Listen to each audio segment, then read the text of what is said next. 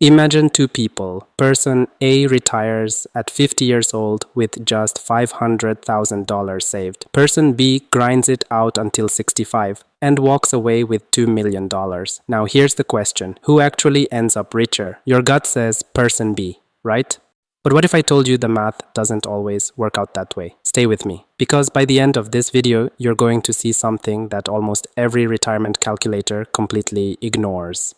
Hit subscribe if you want more of this. Let's define the two scenarios. Person A is 50 years old today. They've saved $500,000 and they're done. No more 9 to 5, no more bosses, no more commutes. They're out. They plan to live on roughly $30,000 a year. Modest, but doable with a paid-off house.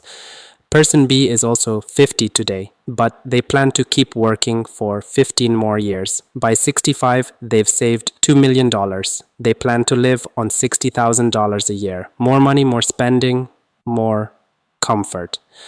On paper, person B looks like the obvious winner. So why are we even having this conversation? Let's run the numbers on person A first. $500,000 at a 7% average annual return. That's a conservative estimate based on historical S&P 500 data, grows to roughly $1.38 million by the time they turn 65, even though person A never added another dollar.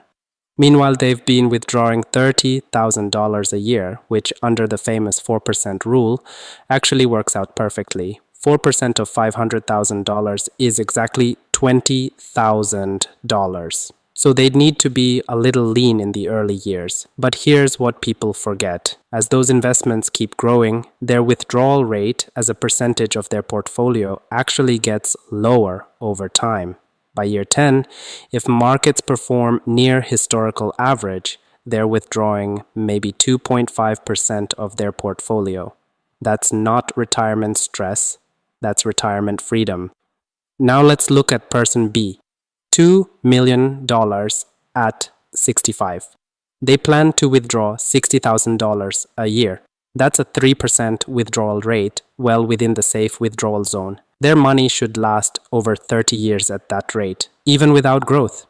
So on the surface, person B is rock solid, but here's what the spreadsheet doesn't show you.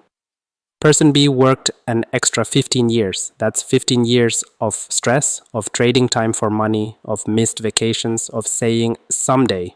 And financially, they missed 15 years of compound growth that they didn't need to miss, because person A's $500,000 was already growing the entire time. Now, here's the part most YouTube finance videos skip entirely, and it's called sequence of returns risk. Here's what it means. If the market crashes in the first 5 years of your retirement, say you retire in 2000 right before the dot-com bust, or in 2007 right before the financial crisis. It doesn't matter how big your portfolio is on paper, because you're withdrawing while the portfolio is falling, you're locking in losses, and you never fully recover. This is the real danger for person B. Retiring at 65 with $2 million sounds great, but if the market drops 40% in year 2 of their retirement, they're withdrawing $60,000 from a $1.2 million portfolio. That's a 5% withdrawal rate. Now, the 30-year math starts breaking down. Person A, meanwhile, has more flexibility, lower withdrawals, more time for the market to recover. And here's the thing nobody talks about. At 50, they still have the option to pick up part-time work or freelance if things go sideways. That's an enormous safety valve that person B at 65 simply doesn't have as easily. Let's talk about the number that derails more early retirements than anything else: healthcare.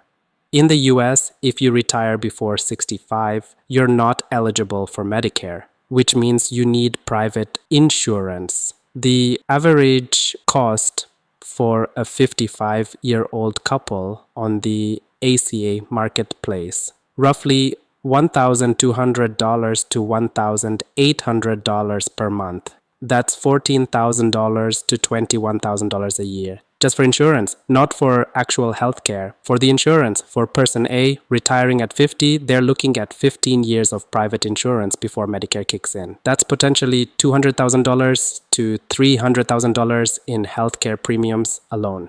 That is a massive cost, and it has to be built into the math. If person A doesn't account for this, that $500,000 number gets much scarier. So, does this swing the win to person B? Not necessarily, because person B pays a different kind of healthcare tax. They work 15 extra years in a job, which means 15 extra years of stress, physical wear, burnout, and studies consistently show that people who retire later tend to have worse health outcomes.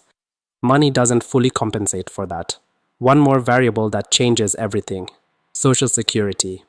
Person B retiring at 65 can claim Social Security at full retirement age, 66 or 67 depending on birth year, and maximize their monthly benefit.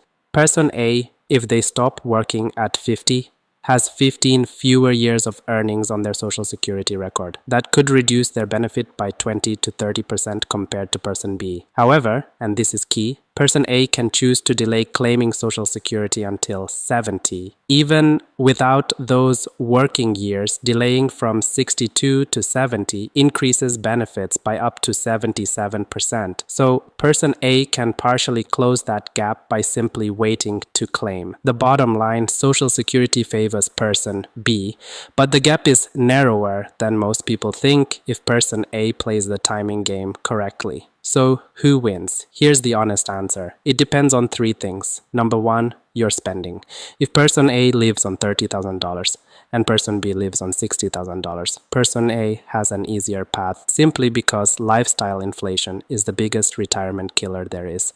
Number two, healthcare planning. If person A builds healthcare costs into their number, the $500,000 math still works. It's tight but doable, especially with ACA subsidies at lower income levels. Number three, market timing. Person B's larger portfolio is only safer if they don't retire into a bad sequence of returns. Person A's lower withdrawal rate and longer investment runway actually provides more resilience in a bear market. The surprising conclusion: retiring earlier with less can actually be the more sustainable financial decision if you plan your spending carefully and account for healthcare. The extra 15 years of life, freedom, and compound growth work in your favor in ways that pure net worth calculations completely miss. Now, the right move for you depends entirely on your own numbers. So here's what I want you to do. In the comments below, tell me which person you identify with more: the early retiree with less or the late retiree with more. I read every single comment. If you want us to run the numbers for a specific scenario, drop it in the comments and we'll cover it in a future video. And if you found this useful, share it with one friend who's obsessing over retirement. One share changes someone's entire financial trajectory. I'll see you in the next one.